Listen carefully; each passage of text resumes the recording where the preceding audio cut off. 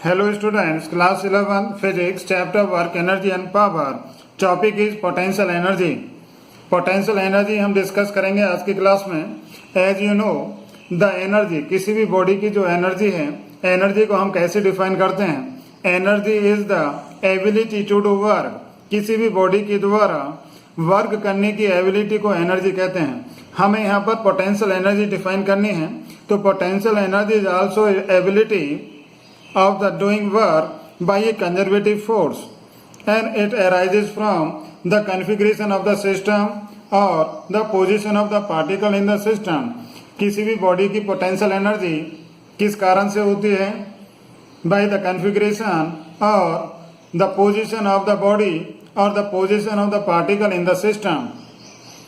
But actually we can define only change in potential energy. हम केवल change in potential energy ही define कर सकते हैं.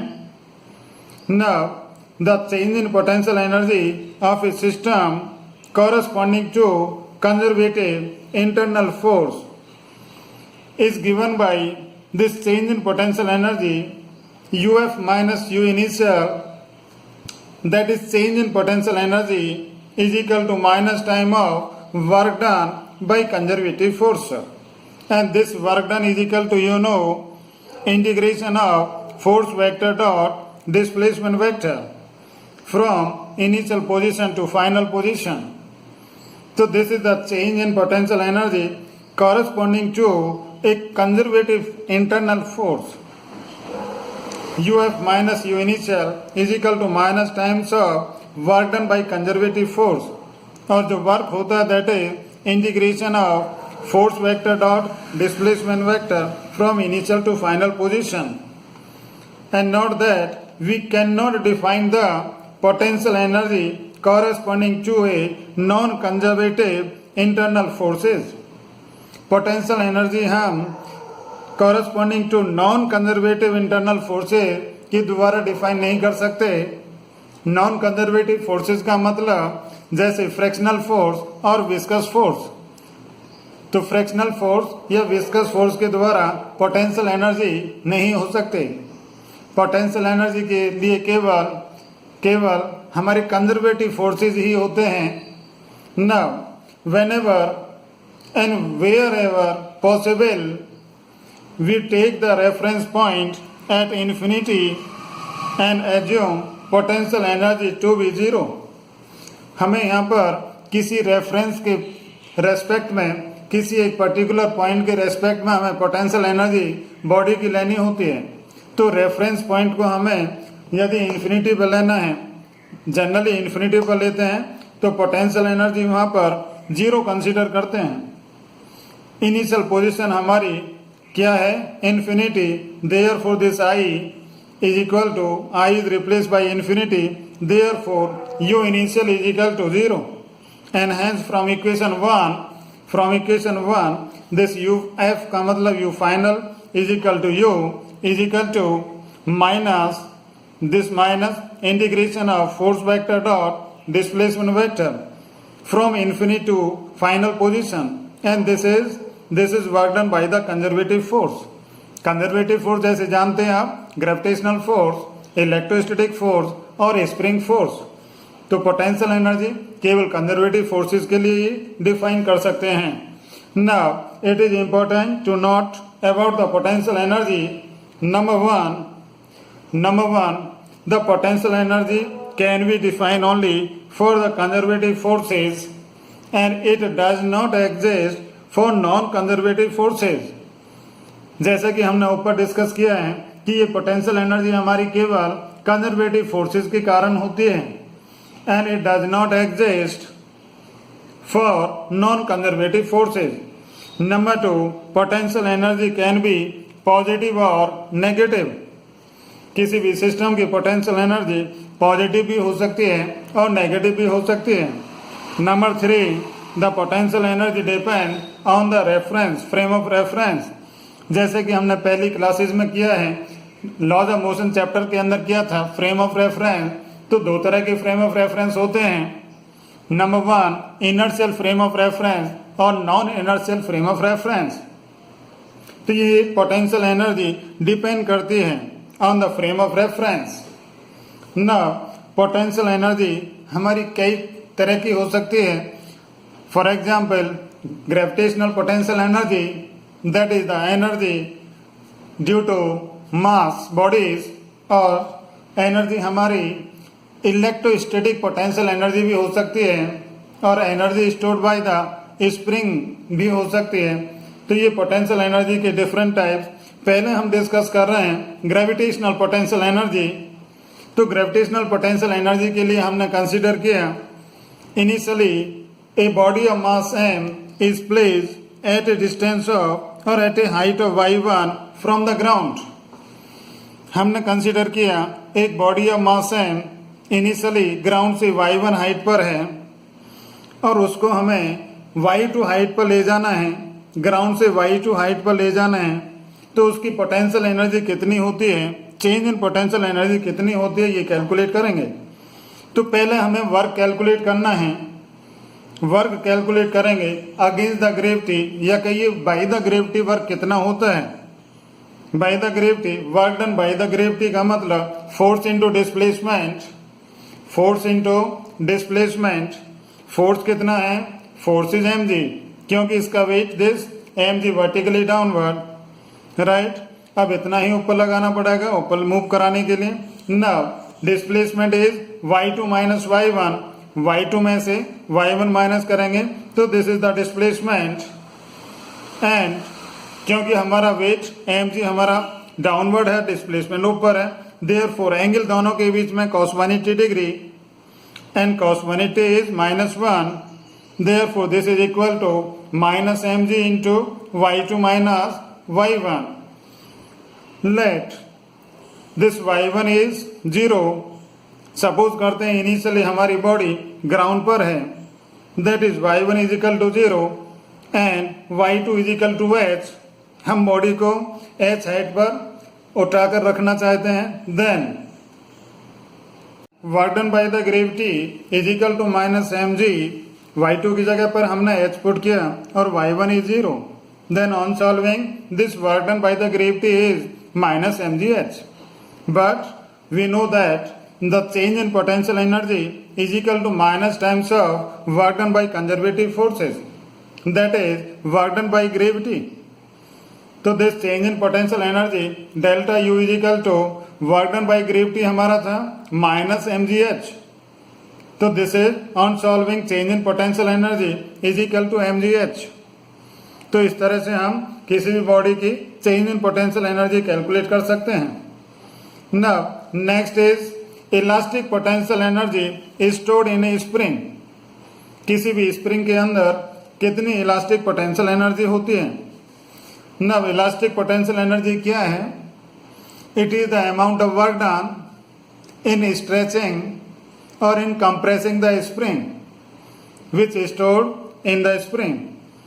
किसी भी स्प्रिंग को एलोंगेट करने में या उसको कंप्रेस करने में जितना भी वर्क करना पड़ता है, that amount of work is stored in the spring, and this energy is known as potential energy or elastic potential energy of the spring. Now as you know, the work is equal to force into displacement. For a small displacement F into dx, and hence to get total work done by the spring, it is integration of F into dx from position 1 to x1 to x2. Suppose this is spring and the natural length, this is at present in natural length, means इस spring की यहाँ पर ये natural length है, इसके साथ ये body of मास हमने अटैच किया। अब इसको हम डिस्प्लेस करते हैं, इसको एलोंगेट करते हैं, स्प्रिंग को एलोंगेट करते हैं थ्रू x1, उसके बाद फिर इसको हम एलोंगेट करते हैं यहाँ से यहाँ तक, दिस इज x2। तो हमें x1 से x2 ले जाने में कितना वर्क करना पड़ता है, work done by the spring हम कैलकुलेट कर रहे हैं। जैसे ही इसको एलोंगेट करेंगे हम, तो इस स्प्रिंग के अंदर एक फोर्स डेवलप होता है। ये फोर्स हमारा इस ब्लॉक पर लगता है and this force is equal to kx. This k is known as here force constant और स्प्रिंग कांस्टेंट. इस स्प्रिंग के अंदर एक फोर्स डेवलप होता है and this force is in opposite direction of the displacement and directly proportional to displacement. जितना ज़्यादा हम डिस्प्लेस करेंगे इस ब्लॉक को उतना ही ज़्यादा स्प्रिंग के अंदर फोर्स लगता है. ना जो वर्क होता है by the spring for small displacement that is F into d x. यदि हमें टोटल वर्क कैलकुलेट करना है in displacing the block from this x1 to x2, then on integrating this F d x को integrate करते हैं between x1 to x2. Therefore, the work done by the spring is integration of f into dx from x1 to x2. Now, this force and displacement, force हमारा इधर है, displacement इधर, both are in opposite direction. That is, angle is displacement और force के बीच का angle 180 degree and cos 180 degree is minus. Therefore, here minus this and f is equal to kx into dx. This k is force constant or spring constant. Now k is constant, take outside and the integration of this x is x square upon 2. This power is 1. On integrating, power increased by 1 and divided by same and limits are from x1 to x2. Now this 2 is constant, take outside. So therefore this is minus 1 upon 2 into k. On putting the limits, पहले हम ये अपर limit रखते हैं. This is x2 square minus x1 square. Now change in potential energy, you know u2 minus u1 final potential energy and this is initial is equal to minus time of work done by conservative force. और यहाँ पर हमारा force क्या है? Spring force है which is also conservative force. So this change in potential energy u2 minus u1 is equal to minus time of work done by the spring, and work done by the spring हमारा था minus 1 by 2 k into x2 square minus x1 square.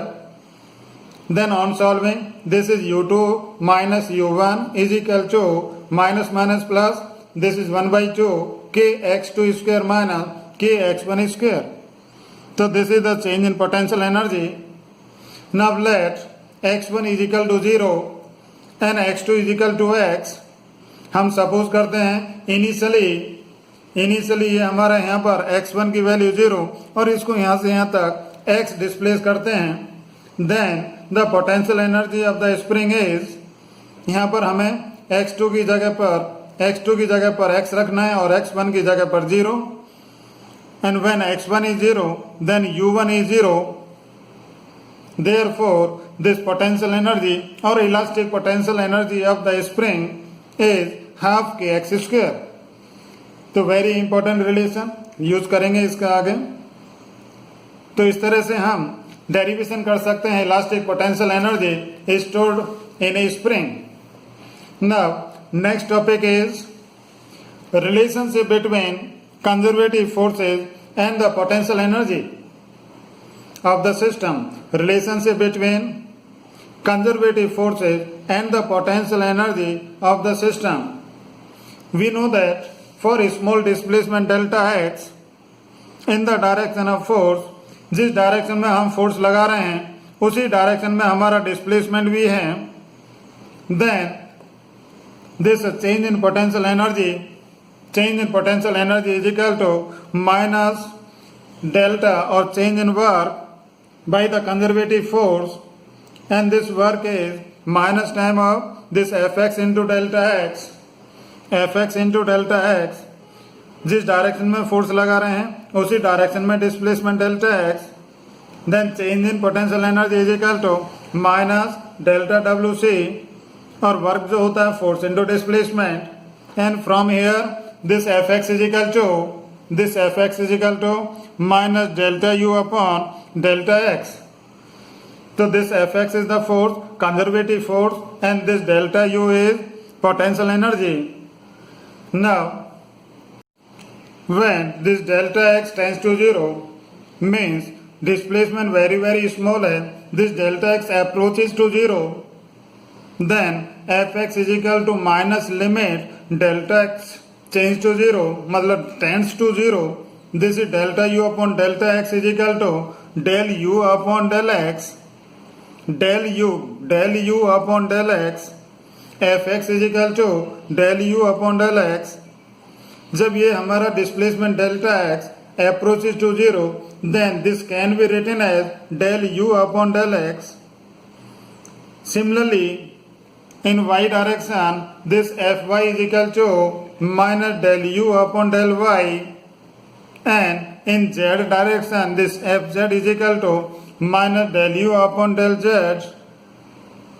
But you know, किसी भी vector quantity को आई जे के में हम लिख सकते हैं. तो this F vector is equal to F x i cap plus F y j cap plus F z k cap.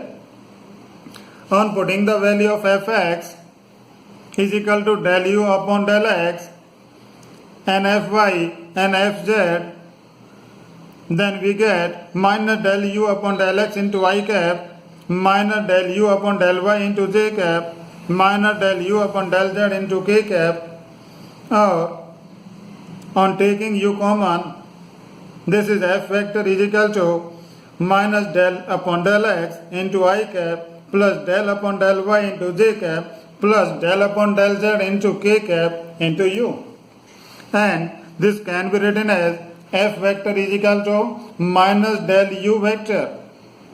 Here this del is this is del upon del x into I cap plus del upon del y into j cap plus del upon del z into k cap, and this is known as del operator. del operator आगे इसको हम आगे की classes में detail में पढ़ेंगे, higher classes में detail में पढ़ेंगे del operator, बट अभी तो केवल इतना ही आपको पढ़ना है. इसको हम कह रहे हैं del operator. ना इस तरह से हमने रिलेशन किया between conservative force and the potential energy. Now, numerical, a spring of force constant, each 100 Newton per meter has an extension of 5 centimeter. The work done in extended it from 5 centimeter to 15 centimeter is. हमें work calculate करना है. Suppose this spring of force constant K is equal to 800 Newton per meter. इसको हमने इस spring को natural length से 5 centimetre तक extend किया, और उसके बाद फिर हम 5 सेंटीमीटर से इसको आगे 15 सेंटीमीटर तक एक्सटेंड करते हैं. तो 5 सेंटीमीटर से 15 सेंटीमीटर एक्सटेंड करने में कितना वर्क करना पड़ता है, ये हमें कैलकुलेट करना है. The work done in extended it from 5 to 15 centimetre. हमें यहाँ से यहाँ पर इसको एक्सटेंड करना है, तो कितना वर्क करना पड़ता है, ये वर्क हमें कैलकुलेट करना है. तो we know that work done in extended the spring from x1 to x2. हमने ऊपर ये कैलकुलेट किया था. This is W is equal to 1/2 K into x2 square minus this x1 square. Here values are given. x1 is equal to 5 centimeter and this is 0.05 meter, and this x2 is equal to 15 centimeter is equal to 0.15 meter. Therefore, on putting the values, and K is here 800 Newton per meter. Newton per meter is the SI unit of K. Now x2 is equal to this 0.15 meter, and x1 is equal to 0.05. This whole square, this is square and this is square. Now square करने पर this is 0.0225 and this is 0.0025. Now minus करने पर this is 0.02. इसमें से ये minus किया तो this is 0.02. Then multiply करते हैं इसको इसके साथ, तो this is equal to 8 joule. तो इस तरह से हम इसमें वर्क कैलकुलेट कर सकते हैं in extending the spring from 5 centimeter to 15 centimetre. तो आज के लिए केवल इतना ही। Thank you.